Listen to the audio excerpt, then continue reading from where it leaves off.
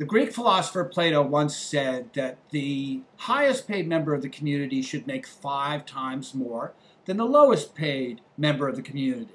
Now let's look at the United States. Let's look at our society, say in 1991.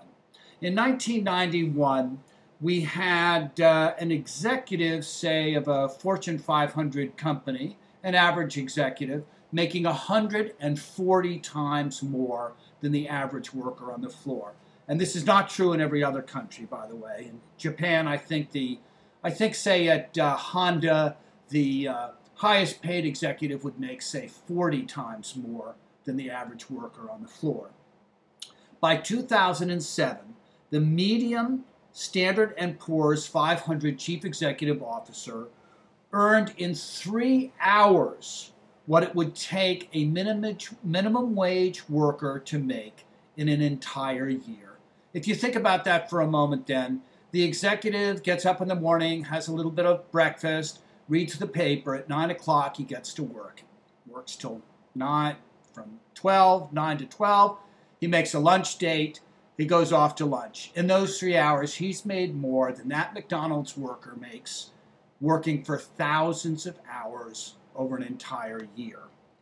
Now, by 2009, we're looking at $140 billion being paid to bankers in the United States.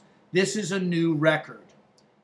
This amount of money is being paid to some of the banks that were bailed out by American taxpayers over last year and this year. In fact, some of that money that bailed out these companies could be used to pay these salaries and these bonuses. It is interesting to note that Franklin Delano Roosevelt in the year 1938 suggested that there be a cap on executive pay. He said that the highest paid executives should get, say, $25,000 a year. $25,000 a year in today's dollars is about $331,000. That's a lot of money. Far more money than, say, a blue-collar worker earns, a teacher, a fireman, a policeman.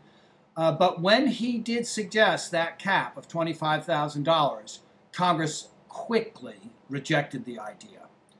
Now, everybody was shocked in 1991 when Enron paid their executives $320 million in bonuses during the 10 months right up to the point where the company declared bankruptcy.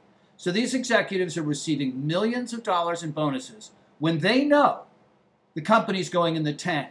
And they know the average worker at Enron who has all his stock, all his 401k consists of Enron stock, and it's going to be worth practically nothing in a matter of a week. They let those workers lose all the money in their pensions while they were paying themselves huge salaries. I have an analogy for this. It's sort of like the captain of a ship getting into a helicopter and flying away and looking out the window and waving to the doomed passengers as he goes off to safety. This is more or less what those Enron executives were doing. I think what we'll see is a change in the executive pay policies in the U.S. I don't think the public will put up with it. I think you'll see this in 3 to 4 months, 6 months at the most.